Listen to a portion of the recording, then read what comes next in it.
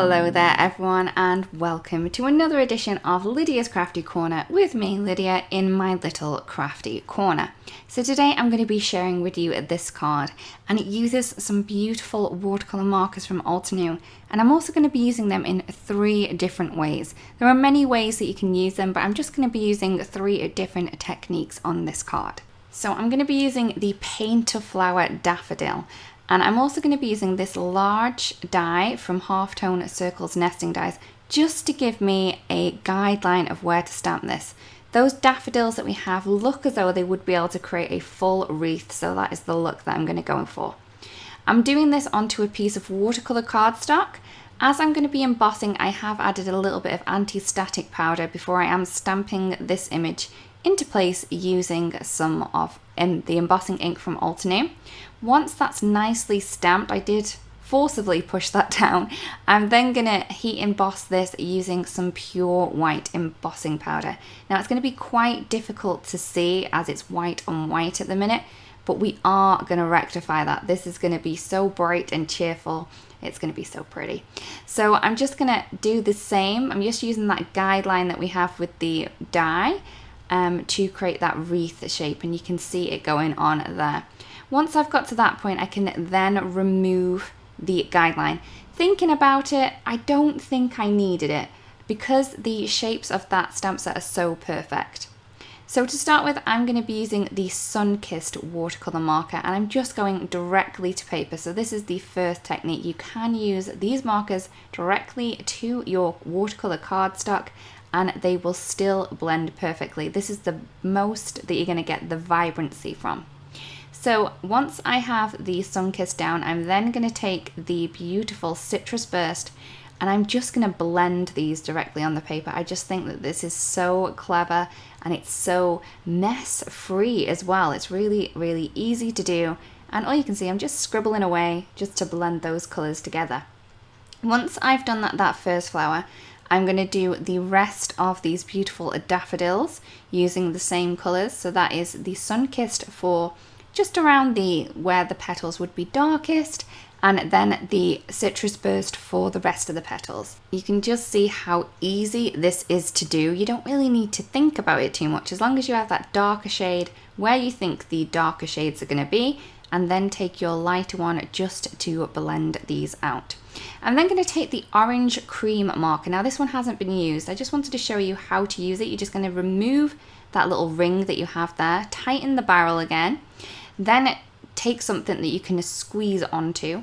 So there is a little push, and I'm just going to squeeze gently on the barrel just so the ink starts to come through, and you can see there that we have a lovely juicy pen.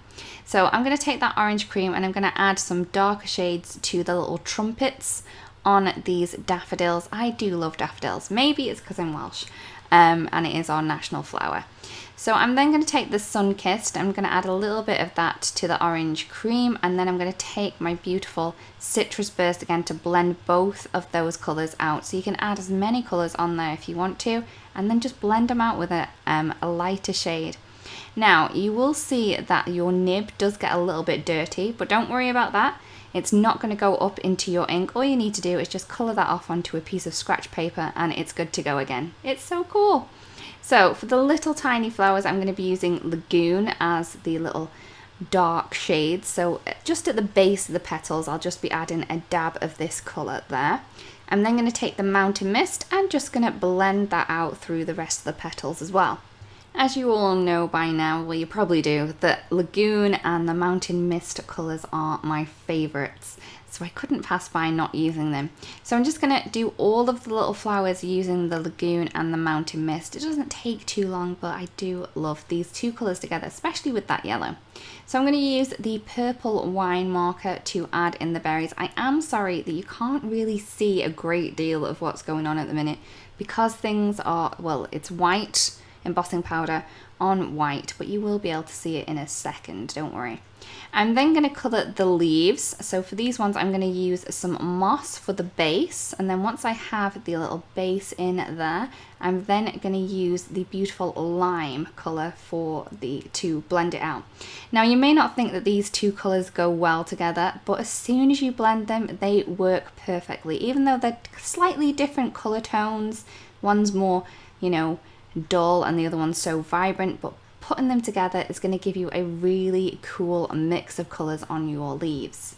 So I'm going to keep going with the leaves until they are all done.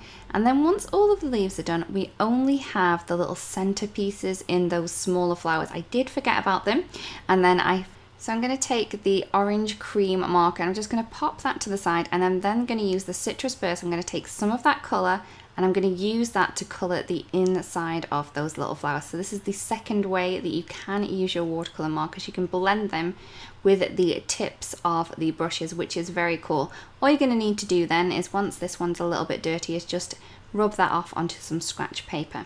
Now everything's looking quite vibrant, but it's kind of stuck in that paper. Now I wanted to pull this image out a little bit.